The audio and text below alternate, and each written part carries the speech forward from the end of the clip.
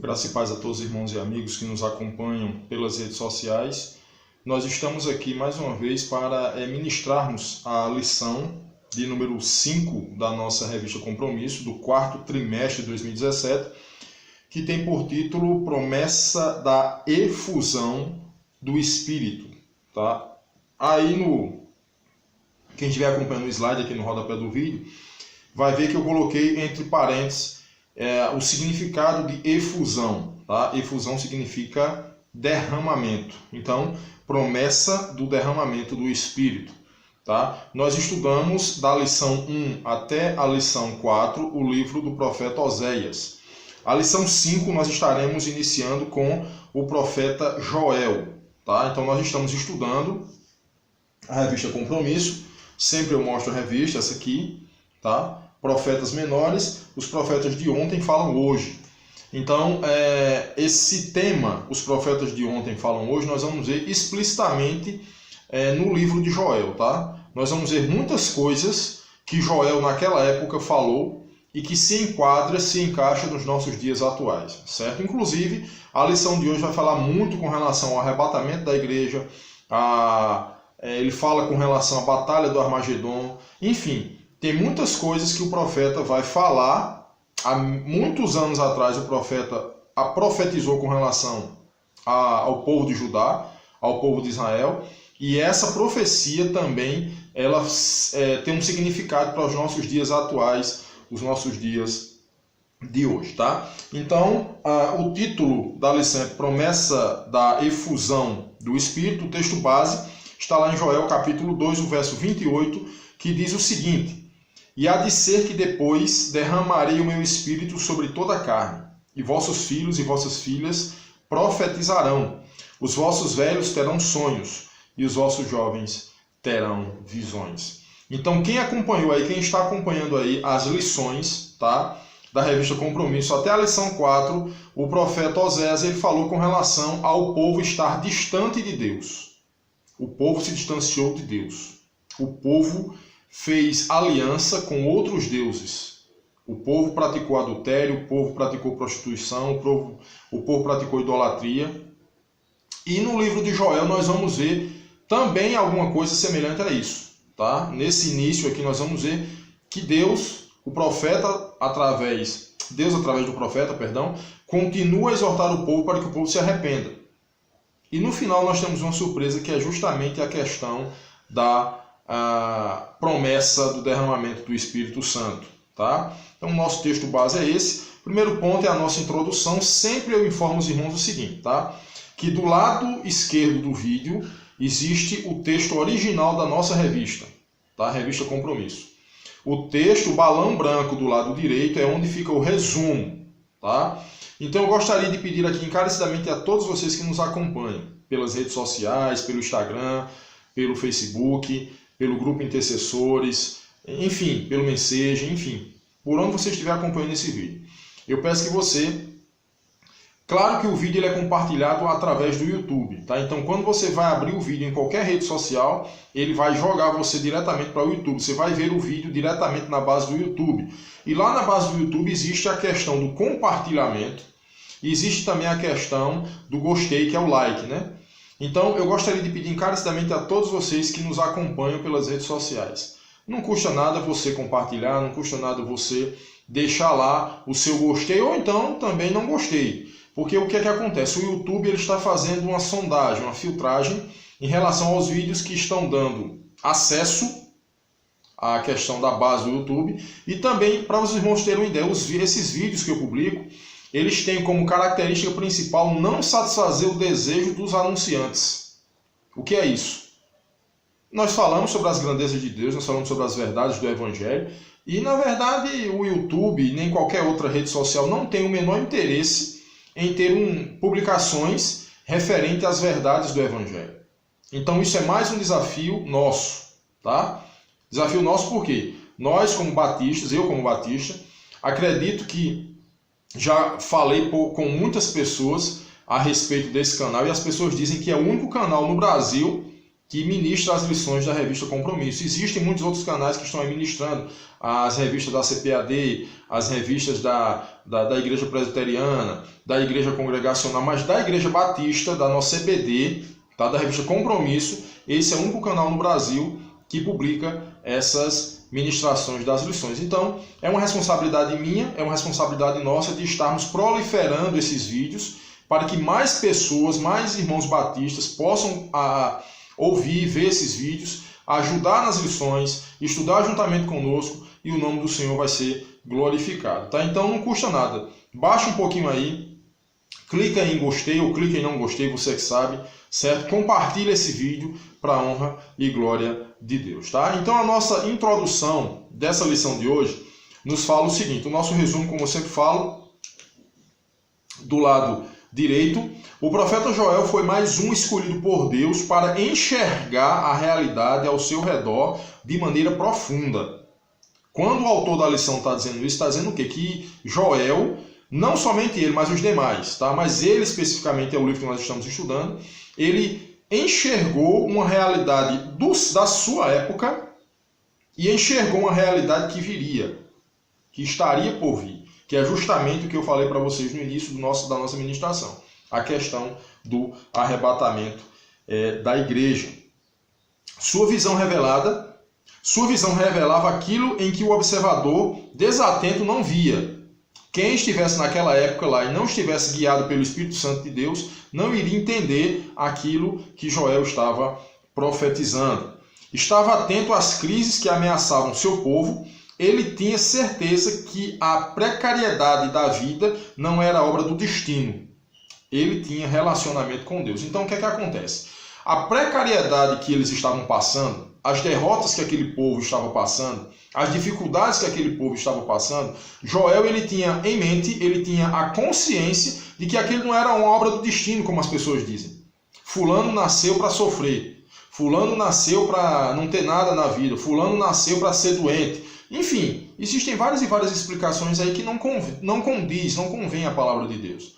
Tá? Mas existem pessoas que pensam isso, que é obra do acaso, é obra do destino.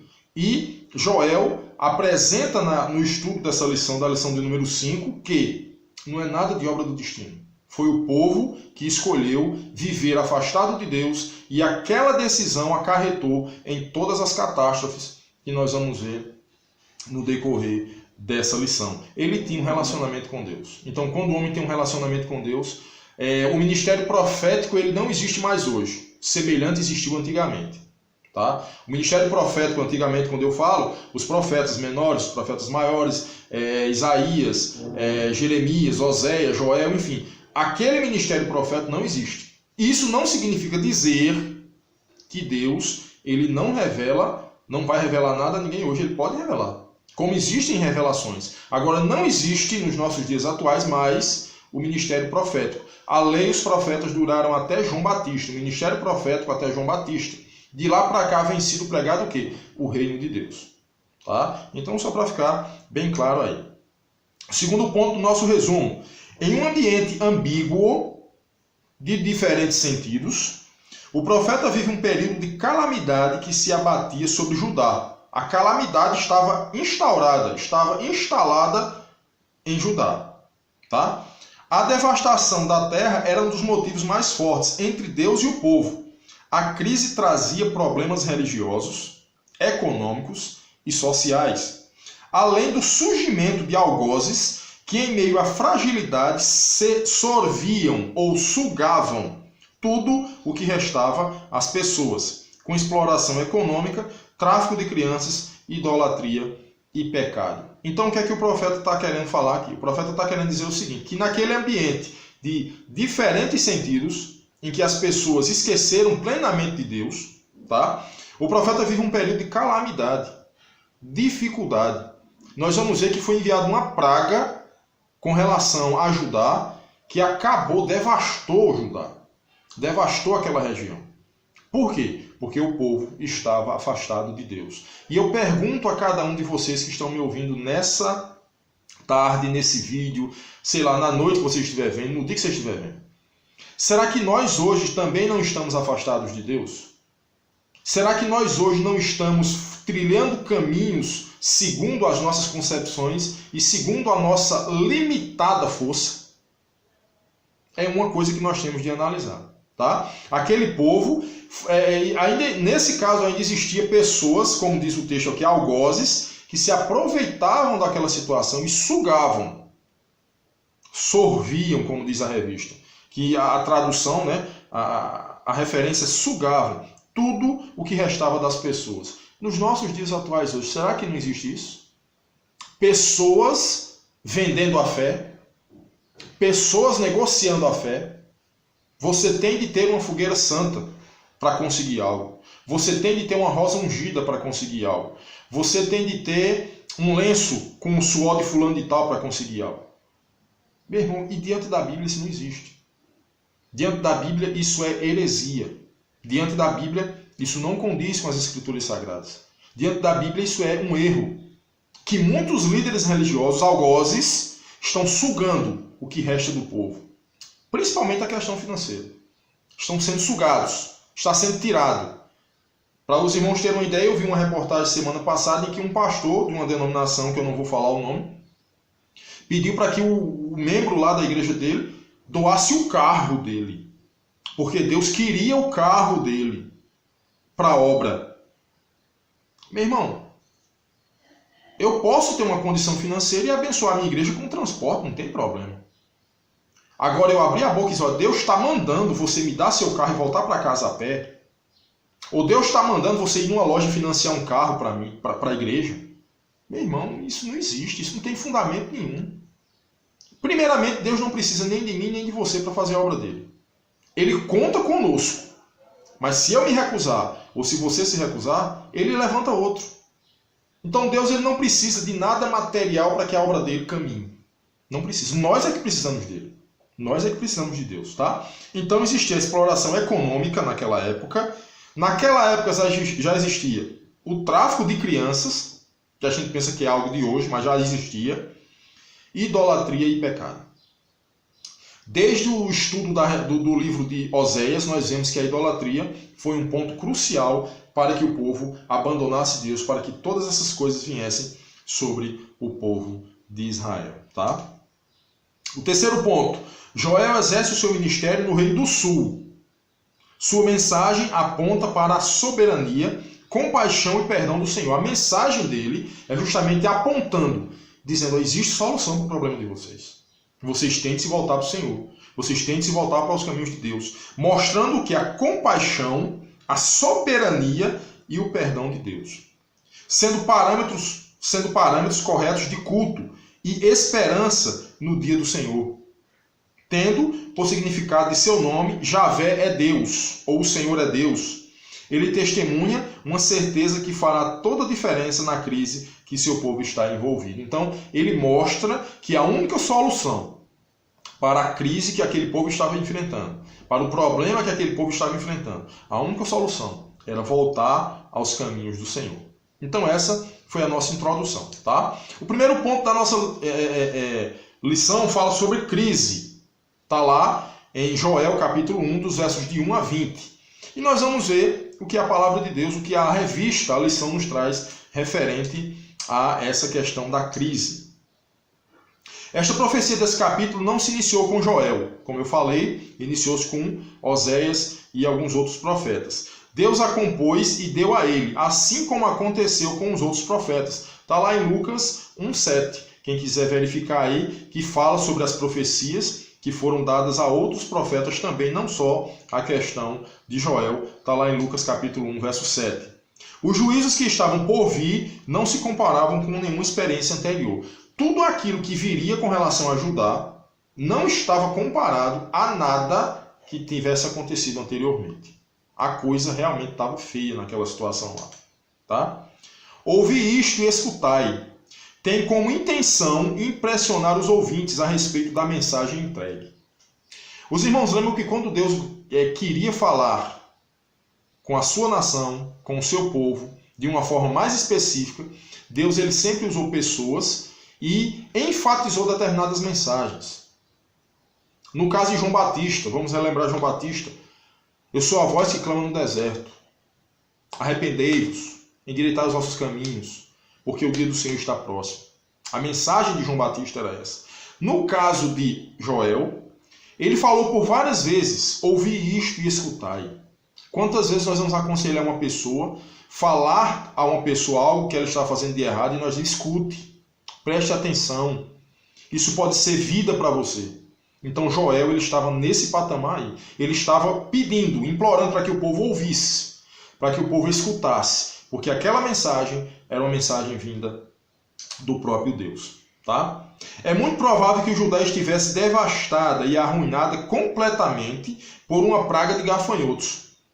O pecado daquele povo estava tão intenso, o pecado daquele povo estava tão visível diante de Deus, que foi enviada uma praga de gafanhotos e devastou totalmente o território de Judá. Acabou, estava em ruínas. Tá? Este fato foi usado para ilustrar os juízos divinos sobre a terra, e tudo devido ao pecado. Toda a devastação que aconteceu em Judá, todos os problemas que sobrevieram sobre o povo de Deus, só teve uma causa: o pecado. O pecado é a única coisa que nos afasta de Deus. A morte, a vida, anjos, tribulações, nada nos afasta do amor de Deus. Só tem uma coisa que pode nos afastar dos caminhos do Senhor e pode nos afastar da sua presença, é o pecado. Somente o pecado. Despertai bêbados e chorai. Tem a ver com o estado espiritual de Judá. Não tinha base espiritual em que se podia edificar. Já imaginou você estar num ambiente em que ninguém tem a mínima condição de lhe orientar em nada? Já pensou você estar num ambiente em que ninguém tem a mínima condição de dar um conselho a você, espiritualmente falando? Já imaginou você estar numa situação em que todos estão errados, não tem ninguém correto? Joel estava vivendo essa situação. É tanto que ele diz, despertai bêbados. O que é um bêbado? É aquela pessoa que está ali presente, porém a sua consciência não está em plena atividade. O cara está totalmente desorientado, alienado, bêbado. Então, Joel, despertai bêbados. Ele fala, ele usa esse termo para que o povo possa entender que a única solução é voltar aos caminhos do Senhor. O sexto ponto. Um forte e inumerável povo subiu contra a minha terra. Tem duplo sentido essa afirmação aqui. Refere-se à invasão babilônica que estava por vir. Isso iria acontecer posteriormente, a invasão do povo babilônico, né? Em segundo plano, quando diz, os seus dentes são dentes de leão, refere-se ao anticristo, vindouro, que ainda está por vir. Veja que Joel profetizou isso muitos anos antes de Cristo nascer. Ele estava falando com relação à invasão dos babilônicos, que iria invadir Judá, iria destruir a cidade, iria levar todo mundo cativo. Tá? E também estava profetizando a respeito dos nossos dias, falando sobre o anticristo. Quando ele diz o seguinte, os seus dentes são dentes de leão, refere-se ao anticristo vindouro, o qual virá da Assíria e Babilônica, figurado em Apocalipse 13, 2, 16, 13 e 19, de 11 a 21. Tá? As referências estão aí, vocês podem perceber direitinho que todos esses textos aqui estão falando sobre a volta de Cristo. Todos esses textos estão falando sobre a volta de Cristo. Joel, naquela época, já estava mencionando também a volta de Cristo, o arrebatamento da igreja. O povo precisava se arrepender, o povo precisava se consertar diante de Deus. Tá? O segundo ponto da nossa lição, a saída. Qual era a saída? O que era que deveria ser feito para que aquela situação tivesse um retorno, um contorno?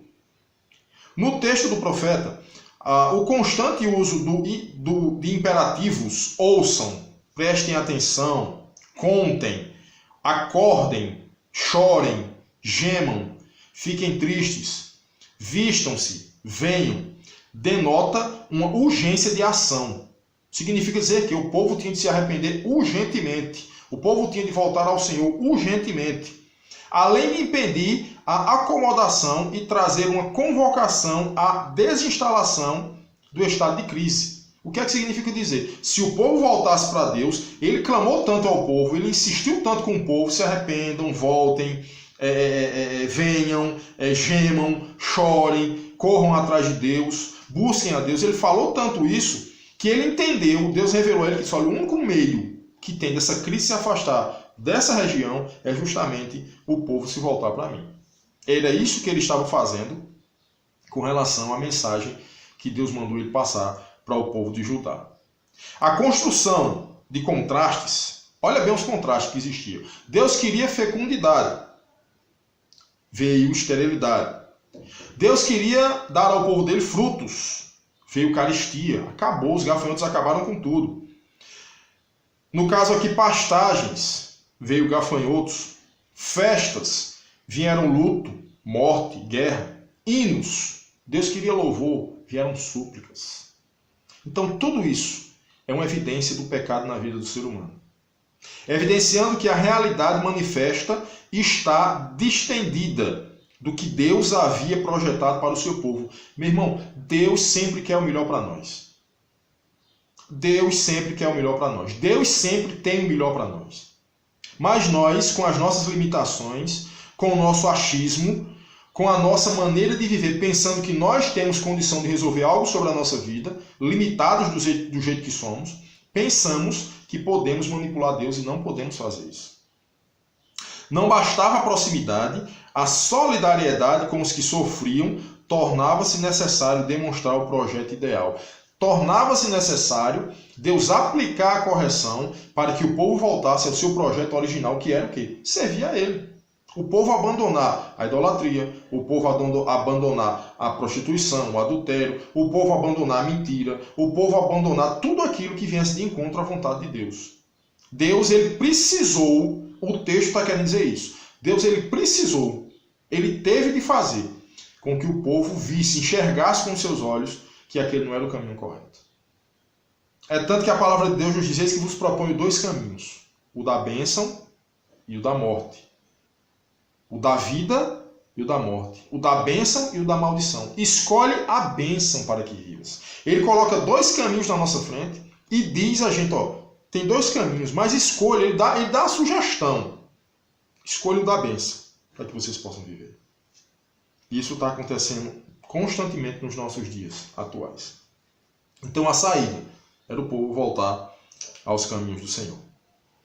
Um chamado ao coletivo. Está lá em Joel 2, de 1 a 32, tá? Eu frisei um ponto aqui interessantíssimo, que eu só vou ler esse ponto do relato da revista. E nós vamos para o nosso resumo, que está no outro slide, tá?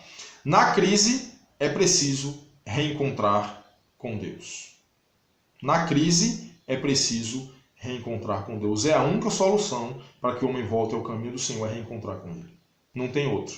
Não tem mágica. Não tem fórmula. O caminho é esse.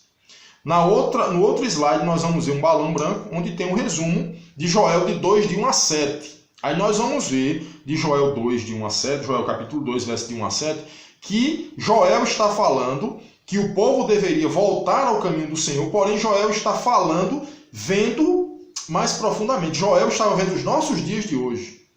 O que iria acontecer nos nossos dias de hoje. Tá? Então o primeiro ponto do resumo diz assim: a profecia de Joel está diretamente mencionada ao povo de Judá, lá, o povo que ele estava lá falando.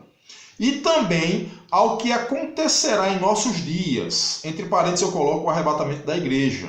Está lá em 1 Tessalonicenses 4, de 3 a 18, 2 Tessalonicenses 2, de 7 a 12. Então Joel está profetizando para o povo dele lá, o povo da época, o povo de Judá, pedindo, ordenando, falando, Deus insistindo que o povo se arrependa. E também existe uma conotação para os nossos dias de hoje referente ao arrebatamento da igreja. Os irmãos lembram lá daquela questão lá de Noé, que a Bíblia diz o seguinte, que o povo bebia, comia, casavam-se e davam-se em casamento e não estavam nem aí para a questão da construção da arca. Pensavam que Noé era um tolo, pensava que Noé era um doido, pensava que Noé não tinha raciocínio algum, estava maluco. O povo pensava isso. Mas o texto sagrado diz, até que o dilúvio veio. A porta da arca se fechou. E todas aquelas pessoas pereceram, porque não ouviram a voz de um homem de Deus. Noé dizia, vai vir um grande dilúvio, Vai vir uma grande devastação, uma grande destruição sobre toda a terra. Não tinha chovido ainda sobre a terra, existia aquele vapor, né, que regava a terra, mas não tinha chovido. Isso foi um dos fatores que o povo também não acreditou, desacreditando na palavra, no poder de Deus também. E quando as portas da arca se fechou, o dilúvio veio e todas aquelas pessoas morreram sobre todas aquelas águas. Então, o arrebatamento da igreja é algo real, é algo que vai acontecer, é algo dos nossos dias. E nós estamos constantemente pelas redes sociais, pelas igrejas, nos encontros, nos programas de rádio, como o pastor Ivan sempre está aí pregando, falando sobre o arrependimento, falando sobre o reino de Deus, falando sobre que o povo deve se arrepender, voltar para o Senhor, e ninguém está ouvindo. Mas um dia a Bíblia diz, o céu vai se rasgar de alto a baixo, e o Filho de Deus vai aparecer nas nuvens, e vai arrebatar a sua igreja, e para sempre nós estaremos com o Senhor. Então o primeiro ponto mostra esse paradoxo, né? essa ligação entre o passado, o povo de Judá, e o que vai acontecer nos nossos dias com relação ao arrebatamento da igreja. O segundo ponto, dia de escuridão e densas trevas, dia de nuvens e de sombras, refere-se ao que está a acontecer com o povo na época e reflete a batalha do Armagedon, está lá em Ezequiel 38:9. Fala sobre o que está acontecendo com o povo de Judá, o que Joel está vivendo, e está falando também, tendo uma conotação referente à batalha do Armagedon, que será uma batalha final, será uma luta final entre aqueles que irão permanecer firmes com relação às coisas de Deus, com relação ao reino de Deus. Tá? Então está lá, traduzido lá para a gente em Ezequiel 38, o verso 9. O ponto 3, e pedras de granizo, fogo e enxofre, refere-se à segunda vinda de Cristo. Está lá em Ezequiel 14:3. Joel estava falando para o povo, estava tendo uma conotação muito à frente para os nossos dias, muito à frente, que Jesus Cristo iria voltar. Jesus Cristo não tinha nem nascido naquela época, materialmente falando, não tinha. Maria não tinha dado a luz a ele, ela não tinha amamentado Jesus, ela não tinha cuidado. Não, Jesus não havia nascido, humanamente falando, não. Tá? Mas Joel já profetizava que ele iria voltar a segunda vez, já para os nossos dias de hoje. Zacarias, capítulo 14, o verso 3. Joel nos mostra que a segunda vinda do Senhor não somente será gloriosa, mas o seu poder se expressará de tal forma que o mundo jamais conheceu antes. O que é que eu quero dizer? O que é que o autor está querendo dizer com isso? O que é que a Bíblia está querendo dizer isso? Que na história da humanidade não aconteceu e nem vai acontecer algo mais glorioso, mais majestoso do que a volta do Filho de Deus. Nos Estados Unidos estão promovendo aí um tal de Blue Beam, né? Que é uma imagem holográfica que vai aparecer nos céus, que vai apresentar uma figura lá de Cristo, enfim.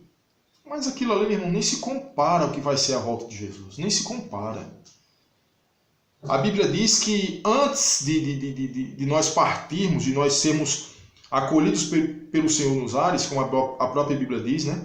E dada a palavra de ordem, o mesmo Senhor descerá do céu com alarido e voz de arcanjos. Os que morreram em Cristo ressuscitarão primeiro, e nós que estivermos vivos seremos transformados e nos encontraremos com o Senhor, seremos arrebatados, e estaremos com o Senhor para sempre nos ares. A volta de Cristo vai fazer com que algo extraordinário que nunca aconteceu nessa terra aconteça novamente. Aqueles que morreram com a esperança em Cristo vão ressuscitar. Pessoas dizem como? Não sei. Pessoas que morreram há 100 anos, 200 anos, 1000 anos, mas morreram na esperança que o Cristo iria voltar, que Jesus iria voltar. Não sei de que forma, não sei de que maneira, a terra, o mar, tudo irá dar conta da carne, ossos, nervos, pele, não sei como. Eu só sei que a volta de Cristo vai proporcionar isso. Algo que nós nunca vimos na história da humanidade. Então será algo glorioso, onde expressará o poder de Deus de tal forma que jamais aconteceu nessa terra. O quinto ponto, o culto deveria ser uma expressão de identificação da própria limitação e prostração na presença de Deus. O culto que eles estavam realizando naquela época não significava nada para eles. A realidade é essa. O culto, está dizendo aqui, deveria ser uma expressão de identificação da própria limitação. Eu entender que depende de Deus. Eu entender que preciso e careço da misericórdia de Deus constantemente. Tá? E entender que eu preciso da presença de Deus. Sem a presença de Deus, nós não conseguimos fazer nada. Sem a presença de Deus, a nossa vida é semelhante a um carro novo, que nunca foi usado, que não tem um defeito, mas esse carro está sem gasolina. Ele não vai conseguir sair do canto. Por quê? É novo, bonito, zerado, nunca foi usado, não tem problema, não está quebrado, mas está faltando o principal, que é o combustível para a movimentação dele. E o combustível para a nossa vida chama-se a presença do Senhor Jesus, o Senhor nosso Deus. Tá? Então, esse resumo de Joel 2, de 1 a 7, nos fala sobre a volta de Jesus. Nos fala sobre aquilo que Joel estava vendo naquela época com relação ao povo de Judá e nos fala também referente à volta de Cristo.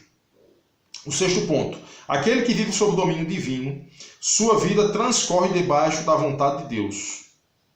Por vezes, tais intervenções são doloridas, contudo, necessárias. Devemos clamar para que Deus abra as portas, mas para que também soberanamente feche as portas que não são de sua vontade. O que é que o autor está querendo dizer aqui? Que aquele que vive sob o domínio divino tem uma vida que transcorre debaixo da vontade de Deus. Nós temos de entender o que é que a Bíblia diz: em tudo dai graça, porque essa é a vontade do Senhor vosso Deus. Em tudo. Davi, eu vou dar graças num velório? Claro. Davi, eu vou dar graça porque um parente me morreu? Claro, meu irmão. Você não está feliz porque o seu parente morreu. Mas você tem de entender que você tem de estar consciente de que aquilo foi vontade de Deus, aquilo foi plano de Deus. Então, quando a Bíblia diz em tudo dá graça, significa dizer que em tudo você está concordando com a providência, com a correção, com o comando divino, o comando de Deus. E nós devemos, o autor, o profeta estava dizendo aqui, juntamente com o autor da revista, o quê? Que nós devemos clamar a Deus para que Ele abra as portas. O que é que você está precisando hoje? Financeiramente, materialmente, emocionalmente, com relação à saúde. Deus tem misericórdia. Por isso, isso e isso. Mas o que é que o autor está dizendo? Também devemos pedir a Deus que Ele feche aquelas portas que nos afastam da sua vontade. É isso o que o autor está querendo falar aqui. Então, diante do Pai e da comunidade, o Espírito dá testemunho da docilidade, da obediência do serviço de todo o que está sob o seu domínio. Não há necessidade de magia, transe, espetáculo, êxtase ou sinais esotéricos. O testemunho do Espírito é autenticado no serviço e na decisão de responder ao seu chamado. Não precisa, meu irmão, você está entrando em transe. Não precisa você estar fazendo evolução, retrocesso de vida, enfim, que o camarada se deita num divã e espiritualmente o camarada vai relembrar de vidas passadas. Isso não precisa. A única coisa que precisa o homem fazer é o homem se colocar diante da vontade de Deus. Deus vai operar maravilhas na vida de quem fizer isso. Tá? Então o povo de Judá, o povo de Israel estava desse jeito aí. O quinto e último ponto da nossa lição: mudou a sorte. Está lá em Joel 3, de 1 a 21. O resumo diz o seguinte: após o chamado à conversão, o profeta deu a resposta de Deus às orações do seu povo. Então o que é que acontece? O povo se voltou para Deus. O povo se arrependeu. O povo começou a buscar a Deus. E em troca disso, Deus respondeu às orações do povo. O profeta disse: Deus está respondendo aquilo que vocês estão falando com ele. É necessário oração. Segundo ponto, porque todos aqueles que clamassem seriam salvos. Existe abundância e dignidade. O povo de Deus não será envergonhado. Meu irmão, se você entender, se você é povo de Deus, se você é servo de Deus, e você entender que você tem um Deus soberano sobre todas as coisas, de forma alguma você vai ser envergonhado. Agora, essa vergonha aqui, não é você dizer que sou superior a fulano e a ciclano, fulano e ciclano vai se ferrar na vida e porque eu sou filho de Deus eu vou sempre me dar bem. Não é isso. Está dizendo que em qualquer circunstância da sua e da minha vida, por mais difícil que esteja, Deus está no controle. Deus vai estar nos ajudando. Deus vai estar nos abençoando. Dificuldades vão ter, problemas vão ter, enfim. mas Deus vai estar ali junto conosco. É isso que o autor, é isso que o profeta Joel está dizendo com relação à mudança de sorte daquele povo. O terceiro ponto, não existe necessidade de armas sobre o domínio de Deus. Existe paz e confiança, não no aparelhamento do Estado e nem em sua força bélica. A força vem de Deus. Nós temos inúmeras inscrições bíblicas que mostram que pessoas não precisaram fazer nada, só precisaram confiar em Deus. E conseguiram derrotar exércitos, e conseguiram derrotar forças, e conseguiram derrotar armas, e conseguiram derrotar reis, porque Deus estava no comando. Vamos lembrar aqui de uma história bem clássica, que nós sabemos, todas as crianças das igrejas sabem, a história de Davi.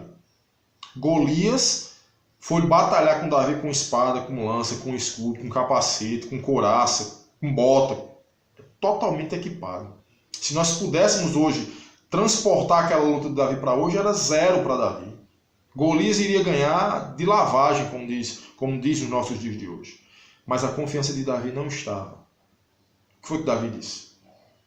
Tu vens a mim com espada, com lança, com capacete, com armadura, e eu, porém, vou a ti em nome do Senhor dos Exércitos, o Deus de Israel, a quem tu tens afrontado.